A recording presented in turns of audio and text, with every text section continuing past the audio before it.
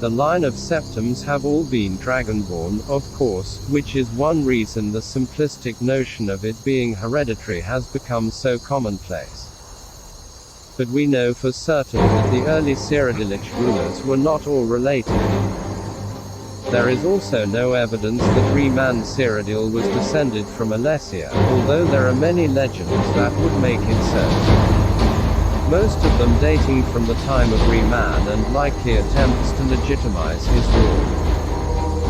We know that the blades, usually thought of as the emperor's bodyguards, originated in Akaviri crusaders who invaded Tamriel for obscure reasons in the late First Era. They appear to have been searching for a Dragonborn. The events of Pale Past bear this out, and the Akaviri were the first to proclaim Riemann Cyrodiil as Dragonborn. In fact, it was the Akaviri who did the most to promote his standing as emperor, although Riemann himself never took that title in his lifetime.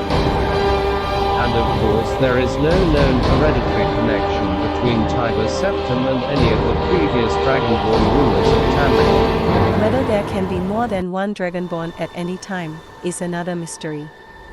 The emperors have done their best to dismiss this notion, but of course the imperial succession itself means that at the very least there are two or more potential Dragonborn at any time, the current ruler and his or her heirs. The history of the Blades also hints at this, although little is known of their activities during the interregnum between Riemann's empire and the rise of Tiber Septim. Many believe that the Blades continued to search out and guard those they believe were, or might be, Dragonborn during this time.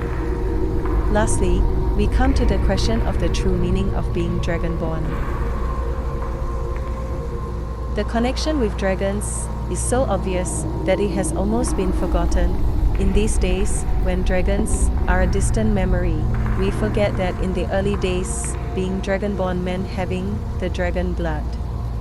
Some scholars believe that was meant quite literally, although the exact significance is not known.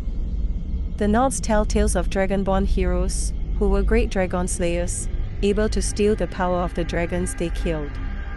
Indeed, it is well known that the Akaviri sought out and killed many dragons during their invasion, and there is some evidence that this continued after they became Riemann Cyrodiil's dragon god. Again, the connection to dragons, the direct predecessor to the Blades of today. I leave you with what is known as the prophecy of the Dragonborn. It often said to originate in an Elder Scroll, although it is sometimes also attributed to the ancient Akaviri. Many have attempted to decipher it, and many have also believed that its omens had been fulfilled and that the advent of the last Dragonborn was at hand. I make no claims as an interpreter of prophecy, but it does suggest that the true significance of Akatash's gift to mortal kind has yet to be fully understood. When misrule takes its place at the 8 corners of the world. When the brass tower walks and time is reshaped. When the thrice blessed fail and the red tower trembles.